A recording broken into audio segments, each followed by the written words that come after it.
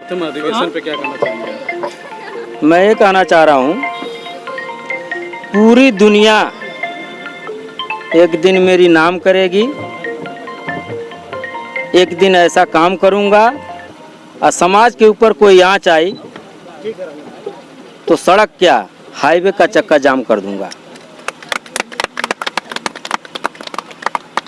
कैसे नाम करेगी आपको? वो सब जैसे मेरा सिचुएशन है, मैं कैसे क्या करूंगा क्या नहीं करूंगा ये बात नहीं बताना चाह रहा हूँ, ना रखना चाह रहा हूँ।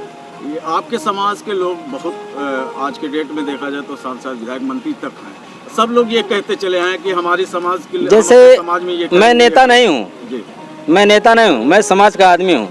यही सब देखते हुए मैं इस समाज के लिए सब कुछ करने के लिए तैयार हूँ। 1 साल हो गए, प्रथम अधिवेशन है आपका, क्या समाज के लिए किए हैं और क्या करने का और विचार कर रहा हूँ? बहुत कुछ किया हूँ और बहुत कुछ करना है अभी, इसीलिए कहा हूँ कि पूरी दुनिया नाम करेगी। एक दिन ऐसा काम करूँगा और समाज के लोगों पे कोई आँच आए तो सड़क के हाईवे का चक्का जाम कर दूँगा। ये बताइए, शिक्षा के लिए आप क्या करेंगे? अपने समाज के लिए सबसे बड़ा शिक्षा के लिए बात समझ, जो IAS PCS जो बनने लायक रहेगा, ठीक है, हम उनकी अपने संगठन के माध्यम से उनको पढ़ाएंगे लिखाएंगे, IAS PCS बनाएंगे, उनका एडमिशन करवाएंगे। अगर उनके पास नहीं पैसा रहेगा तो सारी व्यवस्था हमारी संगठन करेगी। उसका व्यवस्था भी हुआ है, लाइब्रेरी बनवा रहा हूँ, गेस्ट हाउस बनवा रहा हूँ। देखिए, ये जो अधिवेशन है, आप देखिए पासी एकता समाज लिखा हुआ है। तो सबसे पहले ये है कि सभी जो बहुजन समाज की जो जातियां हैं उनमें से हर प्रकार के जो हर जाति के अपने अपने नेता हैं, युवा हैं और गणेश भाई जैसे समाज सेवक हैं जो जातियों को इकट्ठा कर रहे हैं। और आप देखेंगे इस पंडाल में बाबा साहब अम्बेडकर, संत गाडगे और संत कबीर की मूर्तियां लगी हैं, फ़ोटो लगे हुए हैं। तो कहने का मतलब ये है कि सबसे पहला काम ये है कि बहुजन समाज को उसकी इतिहास से अवगत कराते हुए उसके भविष्य को संवारने के लिए सबसे पहले एक मंच पर लाना जरूरी है। और इसीलिए पासी एकता समाज लगातार काम कर रहा है। तो वो अभी ये है कि पासी जाति को इकट्ठा करके बाबा साहब अम्बेडकर के विचारों से, भगवान बुद्ध के विचारों से अवगत कराया जाए, ताकि वो अपना अच्छा बुरा समझ सकें, उनके खिलाफ जो इस देश में साजिशें चल रही हैं उसको समझ सकें, जान सकें।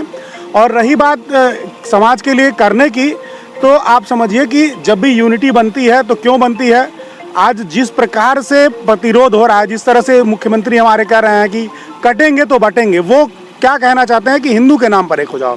लेकिन हिंदू बनने के बाद भी जिस तरह से अनुसूचित जातियों का शोषण हो रहा है, जिस तरह से अनुसूचित जातियों का आरक्षण में वर्गीकरण करके उनको बांट करके आपस में लड़ाने की कोशिश हो रही है, उसे साफ पता चलता है कि ये हिंदू के नाम पर इकट्ठा करके वोट लेना चाहते हैं और दूसरी तरफ जो है इन्हीं जातियों को आपस में लड़ा करके इनको कमज़ोर करना चाहते हैं।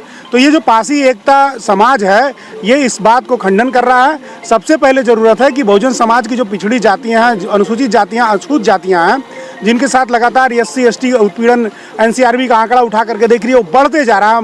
SC ST की जो महिलाएं हैं उनके साथ जो दुष्कर्म हो रहा है, आरक्षण उनका ख़त्म किया जा रहा है, नौकरियों में उनको किस तरह से दुर्व्यवहार किया जा रहा है, तो उसके खिलाफ जो लड़ाई है उसको तेज करने के लिए पासी एकता समाज काम कर रहा है। और ये पहला अधिवेशन है और इसमें अभी कह लीजिए कि लड़ाई की तैयारी हो रही है। और जिस हिसाब से ये संगठन काम कर रहा है, मुझे लगता है कि आने वाले समय में देशव्यापी संगठन होगा और बहुत मेरी शुभकामनाएं हैं संगठन को। जिलाध्यक्ष गोरखपुर, मुझे अतिथि के तौर पर यहाँ पर बुलाया गया था। मैं सबसे पहले कि प्रथम वर्षगांठ जो पासी एकता समाज है, हम इनके राष्ट्रीय अध्यक्ष जो भाई गणेश पासवान जी हैं, उनको धन्यवाद मैं करना चाहूँगा और बहुत बहुत शुभकामनाएं। देखिए, मैं आने के बाद ये पता चला कि पासी एकता समाज का कार्यक्रम तो था, लेकिन अब बहुजन समाज के सब लोग आए थे। यहाँ पे गुप्ता समाज के लोग आए थे, यहाँ जो है अन्य पासी समाज एकता जो बैनर, इसके तले तमाम SC ST OBC के लोग आए थे।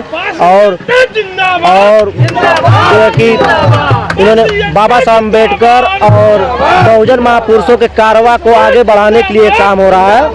और आने के बाद ये अच्छा लगा कि समाज एकजुट हो रहा है और पासी एकता समाज ही एक बहुजन समाज का अंग है। और उम्मीद है कि संगठन बड़ा होगा और सामाजिक जो समाज के बीच में जो भी अत्याचार उत्पन्न हो रहा है, बड़े पैमाने पर उनके लिए लोग लड़